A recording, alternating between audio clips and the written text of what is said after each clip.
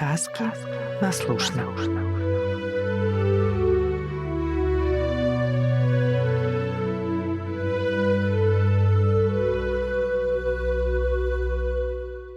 Пух і пых. Казка. Аўтар Алена Масла. Надышла зіма. Нізка над зямлёй паплылі хмары, яны сыпалі снегам на палі, лясы укрывалі іх белымі пярынамі. Кожная хмара ткала свой дыван. Адзін да аднаго клаліся яны на зямлю высокімі сумётамі, ратавалі ад марозаў карэнчыкі кветак і траў, якія заснулі пад зямлёй да наступнай вясны. Хмары шчыравалі, аздабляючы белыя палотны узорамі са сняжынак. На адным дыване красавалі кветкі, на другім сняжынкі снаваліся ў стужку ракі, на трэцім ткаўся лес. Хмары нібы пераказвалі тое, што бачылі, вандруючы па свеце. Сярод сталых хмар былі дзве маладзенькія. Адну з іх звалі Пух за мяккія курчавыя валасы і лагодны характар. Другую Пых за тое, што яна не прамінала магчымасці пасварыцца і пабурчэць. Яны ткалі зімовы дыван упершыню. І калі пачыналі ставіць кросны, Пух прапанавала: «А давай працаваць разам». Але Пых не згадзілася. Ёй карцела самой саткаць такі дыван, пра які гаварыла б усё наваколле. «Не, даражэнькая, ты прыдумвай свой узор, а я свой». Пых адцягнула свае кросны ад сяброўчыных і пачала ткаць вясёлку. Да вечара завіхалася хмарка, а калі сонейка пайшло на спачын, рушыла паглядзець, чым займалася прыяцелька. Як жа здзівілася хмарка, убачыўшы вясёлку і на яе палатне.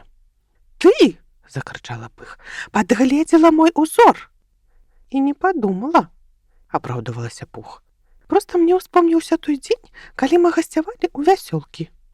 «Ну, добра, калі так», – буркнула Пых.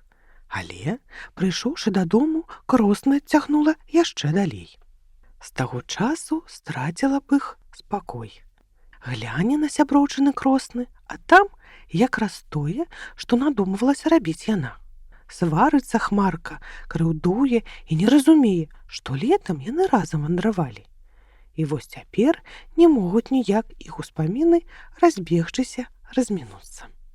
Пачні Пых ткаць жураўліны клін, што ляціць у вырай, і на дыване Пух птушкі крыламі махаюць. Пых злуецца, патрабуе, каб Пух зняла свае кросны. Нарэшце лагоднай Пух усё гэта абрыдла. «Не хочаш працаваць?» – сказала яна. «Не замінай мне. А надумаеш вярнуцца, калі ласка, разам пачнём зоркі і маладзічок ткаць». Пых не была гультайкай. Сяброўкі памірыліся і шчыра ўзяліся за работу. Крыштальнымі зоркамі зялі на дыване сняжынкі.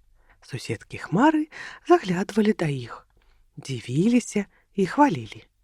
«Які цудоўны ўзор! Хто прыдумаў яго?» Шчаслівая Пух усміхнулася, а Пых дзьмулася крыўдліва. «Гэта ж Пух прыдумвала малюнак, і я толькі дапамагала гэтай ганарліўцы. Цяпер усе будуць гаварыць, што я няўмека і ні на што не здатная. Вось вазьму і перацягну дыван на свае кросны». І Пых пачала хітрыць. «Ой, нешта галава разбалелася. Пух, даражэнькая, папрасі ў дакторкі лекаў». Занепакоілася Пух, адразу ж выбралася ў дарогу. Толькі яна адплыла, як Пых пачала тузаць дыван, каб сцягнуць яго з кроснаў. А дыван выткаўся вялікі, цяжкі, адной не пад сілу здужаць яго. Раз, другі тузанула хмарка за край, і малюнак парушыўся. Сняжынкі пасыпаліся долу, а маладзічок стаў абломкам. «А, што ж я нарабіла?» – спалохалася Пых. Яна лавіла сняжынкі, спяшалася прыладзіць іх на ранейшае месца, але дарма. Заплакала. «Як апраўдацца? Што сказаць?» Пух тым часам вярнулася ад дакторкі. Убачыла заплаканую сяброўку і пачала суцяшаць. «Я прынесла лекі, зараз вылечым цябе».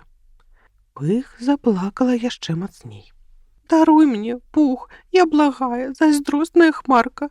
Хацела перацягнуць дыван на свае кросны і ўсё запсавала. Не плач, Пых, давай лепш справай займацца, а не тое засмяюць нас суседзі. І хмаркі зноў селі за кросны.